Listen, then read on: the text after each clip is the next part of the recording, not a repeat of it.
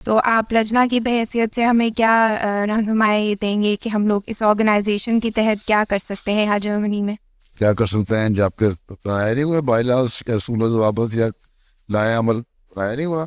हजूर अभी हम एक साल हुआ है ये ऑर्गेनाइजेशन को ज़्यादा एक्टिव। मेडिकल एसोसिएशन में ये है कि आप लोग, एक तो ये है कि जो मेडिकल एसोसिएशन है उसमें वक्फ आर्जी के लिए जाएं, ठीक है।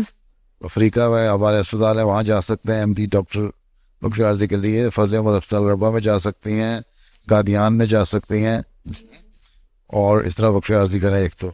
दूसरे ये है कि गरीबों के लिए जो पैसे कमाने वाली हैं तो गरीबों के स्टूडेंट के लिए स्कॉलरशिप भी जारी कर सकती हैं, ठीक है, एसोसिएशन जो है।